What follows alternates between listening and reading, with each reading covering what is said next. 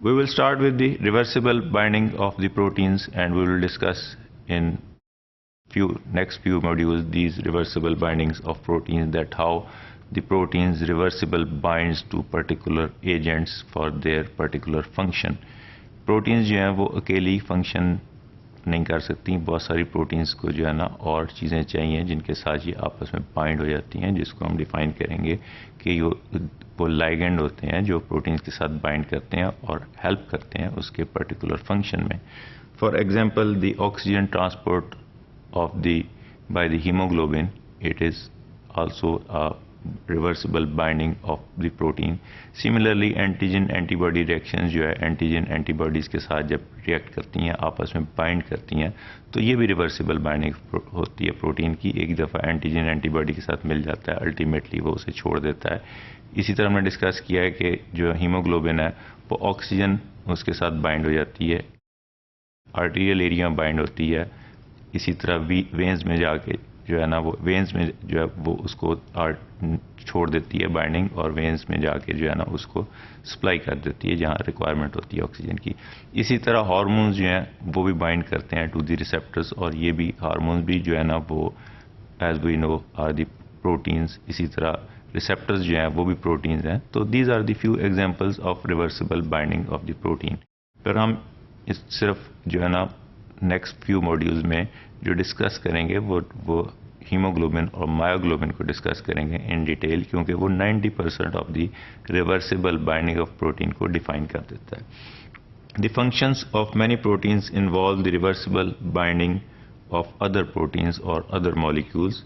A molecule bound reversibly by a protein is called a ligand, कि जो requirement है जो रिवर्सिबली बाइंड हो रहा है जो पर्टिकुलर सब्सटेंस उस प्रोटीन के साथ फॉर इट्स फंक्शन, इसको हम लाइगेंड बोल देते हैं.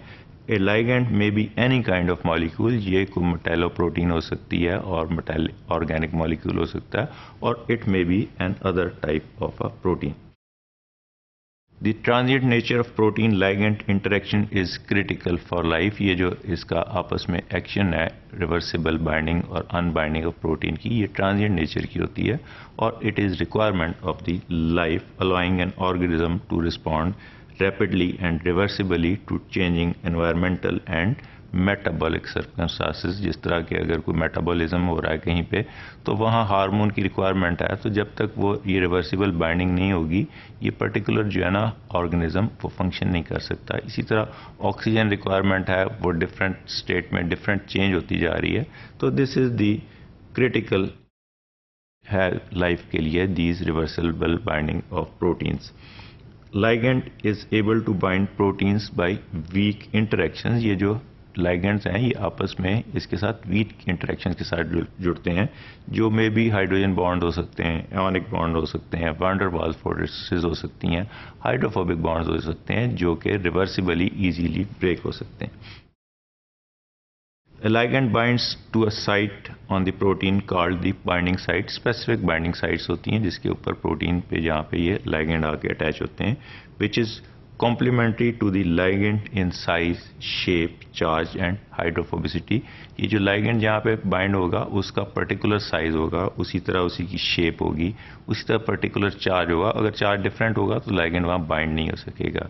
अगर उसका size बहुत बड़ा है और उसकी conformation different है, जो है स्ट्रक्चर उसका फ़र्क है प्रोटीन का, तो वो उसी तरह उसको बाइंड नहीं हो सकेगा. सो द बाइंडिंग साइट जो है वो पर्टिकुलर होती है फॉर दैट पर्टिकुलर लाइगेंड.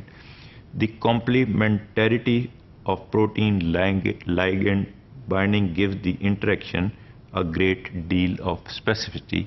ये जो है ना लाइगेंड प्रोटीन इंटरेक्शन जो है, ये reversible binding of protein with the ligand जो है, ये जो है ना स्पेसिफिक होता है. जैसे हमने देखा है पिछली स्लाइड में कि साइज स्पेसिफिक होगा, इंटरेक्शन स्पेसिफिक होगा, हाइड्रोफोबिसिटी स्पेसिफिक होगा, शेप स्पेसिफिक होगा.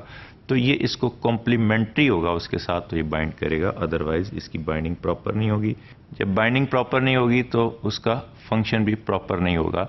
So this is the diagrammatic presentation of the reversible binding of A protein. For the example is the binding of immunoglobulin G to an antigen. हमने कहा है कि ये भी एक कॉम्प्लीमेंट्री जो है ये रिवर्सिबल बाइंडिंग की एक टाइप है, और वी कैन सी हियर कि ये स्ट्रक्चर है एंटीबॉडी का। अगर ये एंटीजन इसके साथ कॉम्प्लीमेंट्री नहीं है, ये इसके साथ फिट इन नहीं हो सकता, इसका स्ट्रक्चर इसके मुताबिक नहीं है, तो it will not act as a antigen and antibody will not perform any function. So this is the presentation of the reversible binding of the protein of the antigen antibody reaction. The protein can discriminate among thousands of different molecules in its environment and selectively bind only one or a few similar compounds. के protein के इर्द गिर्द तो बेशुमार जो है ना particles ligands के फॉर्म में, जो कैल्शियम है, मैग्नीशियम है, बहुत सारे ऑर्गेनिक सॉल्वेंट्स हैं, ऑर्गेनिक मटेरियल्स हैं, इनऑर्गेनिक हैं, प्रोटीन्स हैं, कि वो सिलेक्टिवली जो उसकी बाइंडिंग साइट के लिए स्पेसिफिक है, जिसके लिए वो बना हुआ है, उसी को सिलेक्ट करेगी और वो स्पेसिफिकली उसी के साथ आके बाइंड होगा। कि अगर ये स्ट्रक्चर इसके लिए बना हुआ है पेन पकड़ने के लिए, तो ये इसी में बाइंड होगा, कहीं और जाके ये बाइंड नहीं हो सकता। A given protein may have separate binding sites for several different ligands। के इसी तरह प्रोटीन जो है उसके अंदर डिफरेंट बाइंडिंग साइट्स हो सकती हैं, जो एक ही लाइगेंड्स को भी बाइंड कर सकती हैं, different binding site different ligands को भी बाइंड कर सकती हैं। क्योंकि हमने देखा है कि प्रोटीन छोटी से लेके बहुत बड़ी प्रोटीन्स तक जिसका मॉलिक्यूलर 100,000s में होता है, तो उसमें मल्टीपल बाइंडिंग साइट्स हो सकती हैं और वो डिफरेंट के जो है ना उसके लिए लाइगेंड्स के लिए भी हो सकती हैं और सिमिलर लाइगेंड्स के लिए भी हो सकती हैं।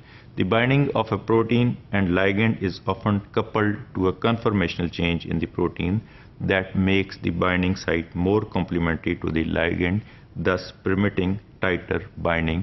कि ये जो ligand binding है, जब ये इसके साथ बाइंड हो जाता है तो इसकी एक कन्फर्मेशनल चेंज ले आता है, जो उसके स्ट्रक्चर में चेंज आ जाती है। जो स्ट्रक्चरल चेंज जो है वो उसको और मजबूती के साथ आपस में बाइंड कर देता है और ये टाइटर बाइंडिंग हो जाती है उसकी लाइगेंड के साथ with that particular protein, which helps in its action.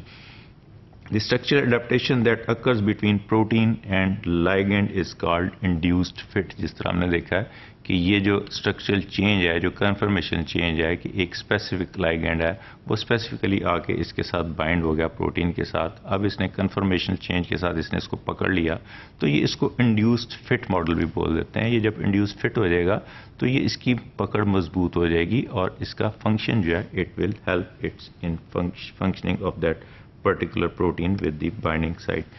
So we will summarize this module in the few lines in these two slides.